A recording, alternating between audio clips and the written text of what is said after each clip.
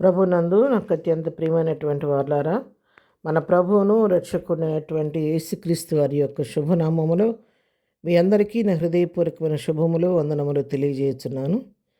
ఉదయకాల సమయంలో దేవుని వాక్యాన్ని ధ్యానం చేసుకుందాము. ఈరోజు వాక్యదానం కొరకు మనం తీసుకున్నటువంటి లేఖన భాగము యోబు గ్రంథము 5వ అధ్యాయము 18వ వచనం చదువుకుందాం. ఆయన గాయపరిచి గాయమును కట్టును, ఆయన గాయము చేయును, ఆయన చేతులే స్వస్థపరచును. దేవుని నామమునకు మహిమ కలుగును గాక. ప్రియులారా, ఈ వాక్య భాగాన్ని మనం గమనించినట్లయితే మరి ప్రభు ఆయన గాయపరిచి గాయాన్ని కట్టే దేవుడు. అవసరాన్ని బట్టి ఒట్టిగా కారణం లేకుండా ఆయన గాయం చేయడు. కానీ మనం ఎప్పుడైనా కొన్నిసార్లు మరి దేవునికి దూరంగా వెళ్ళిపోతున్నప్పుడు, లేదు ప్రభు మన విశ్వాసాన్ని పరీక్షించాలి అనుకున్నప్పుడు కొన్నిసార్లు కొన్ని శోధనలు మన జీవితంలో అనుమతిస్తాడు. మరి నా బిడ్డ ఈ విధంగా నాకు దూరమైపోతుంది కాబట్టి చిన్ని శోధన ద్వారా తిరిగి తనను మార్గంలో పెట్టాలనుకున్నప్పుడు చిన్న శోధన అనుమతిస్తాడు. లేదు అపవాది యోబు మీద సవాలు విసిరినట్టుగా కొన్నిసార్లు మన మీద కూడా కొన్నిసార్లు సవాలు విసిరినప్పుడు దేవుడు నా కుమారుడు నా కుమార్తె నాలో స్థిరంగా నిలబడి ఉన్నారు, వాళ్ళు ఎటువంటి శోధనకు కూడా నా బిడ్డలు తొట్టుపడేవాళ్ళు కాదు, నా కొరకు నిలబడేవాళ్ళు, వాళ్ళు విశ్వాసమందు స్థిరులుగా ఉన్నారు, మరి కదలని వారిగా ఉన్నారు అని రుజువు చేయాలనుకున్నప్పుడు కూడా దేవుడు కొన్ని చిన్న చిన్న శోధనలు దేవుడు మన జీవితాల్లో అనుమతిస్తాడు. అబ్రహాము జీవితంలో లేక ఇచ్చిన కుమారుణ్ణి బలివ్వమని అడిగి మరి దాని ద్వారా ఆయన ఆ మాటకు విధేయత చూపించినప్పుడు దాన్ని బట్టి నువ్వు విశ్వాసమందు స్థిరుడవని దేవునికి లోబడేవాడవని నేను తెలుసుకున్నానని చెప్పి అబ్రహాం గురించి సాక్ష్యం ఇచ్చాడు. అయితే అడిగిన దేవుడు బలి తీసుకోలేదు, కానీ తిరిగి తన కుమారుని తిరిగి అబ్రహాంకి అప్పగించాడు.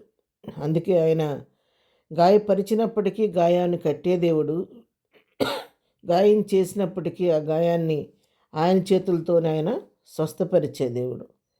ఎందుకంటే ఆయన ఎన్నడూ కూడా మనలను విడిచిపెట్టే దేవుడు కాదనమాట.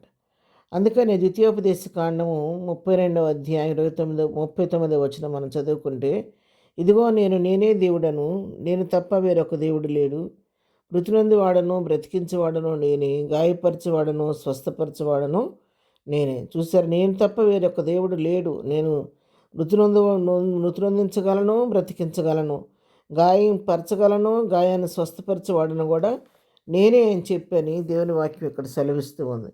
అవును, మన జీవితాల్లో ప్రియారా, ఏదన్నా చిన్న చిన్న శోధనలు మరి పరిస్థితులు మనకు గాయమైనట్టు అనిపించినప్పుడు కూడా వాటి నుంచి దేవుడు నిచ్చి విన్నాడే దేవుడు కాదు, కానీ విడిపించి తన నామాన్ని మహింపరుచుకునే దేవుడు. 147వ కీర్తనలో కూడా వాక్య భాగాన్ని మనం గమనిస్తే 3వ వచనంలో, గుండె చెదిరిన వారిని ఆయన బాగు చేయవాడు, వారి గాయములు కట్టువాడు.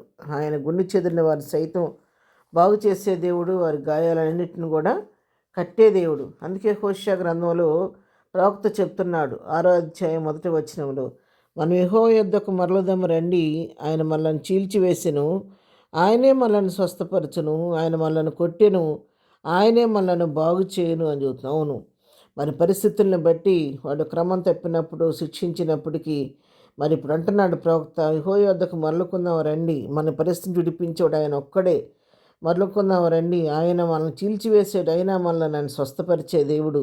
ఆయన మనం కొట్టాడు, కానీ ఆయన మనల్ని తిరిగి మనం బాగు చేసే దేవుడు, మన గాయాలు కట్టే దేవుడు అని చెప్పి ప్రజలకు పిలుపునిస్తున్నాడు. ఉదయకాల సమయంలో దేవుని వాక్యం వింటున్నట్టు మీ అందరితోనూ నాతో కూడా ప్రభువు మాట్లాడుతున్న మాట, చిన్న చిన్న శోధనలు, వ్యాధులు, బాధలు, ఇరుకులు, ఇబ్బందులు నీ మనసును గాయపరుస్తూ ఉంటే అవి శాశ్వతం మాత్రం కాదు. తాత్కాలికంగా దేవుడు కొంత మనల్ని పరీక్షించినప్పటికీ వాటి నుంచి ఆయన విడిపించి మన గాయాలను కట్టి బాగు చేసే దేవుడని సత్యాన్ని ఇక్కడ దేవుడు తెలియచేస్తున్నాడు. కాబట్టి ఉదయకాలం అందరం కూడా ప్రార్థనాపూర్వకంగా, ప్రభువా నాకైన గాయాన్ని మీరే మాన్పించమని ప్రభు హస్తాలకు మనల్ని అప్పగించుకుందాం. ప్రార్థన. ప్రేమ కలిగిన తండ్రి, పరిశుద్ధులైన మా ప్రియ ప్రభువా, ఉదయకాల సమయంలో వాక్యమైన ప్రియులందరినీ నన్ను కూడా దీవించి ఆశీర్వదించండి. మా మనసులకు శరీరాలకు అయినటువంటి గాయాలన్నీ మీరు మాన్పించండి నాయన. నీ స్వస్థపరిచే హస్తంతో ఒకసారి మమ్మల్ని ముట్టండి, స్వస్థపరచండి. మానసికమైన స్వస్థత, శారీరకమైన స్వస్థత, ఆత్మీయమైన స్వస్థత మాకు దయచేయండి. ఈ దినమంతా నీ కృపాక్షేమాలు తోడుగా ఉంచండి నాయన. ఎగ్జామ్స్ రాస్తున్న బిడ్డలందరికీ నీ జ్ఞానం దయచేయండి. బర్త్‌డే, మ్యారేజ్ చేసుకున్న బిడ్డల జీవితాల్లో కావలసిన ఆశీర్వాదం, దీవెన దయచేయండి. బలహీనులందరినీ ముట్టండి, స్వస్థపరచండి. ప్రతి వారి అవసరాలు మీ నామములో తీర్చమని యేసు నామములో ప్రార్థించి పొందుకొని ఉన్నాము తండ్రి. ఆమేన్. ప్రభు కృప సదాకాలము మనందరికీ తోడై ఉండి నడిపించును గాక. ఆమేన్.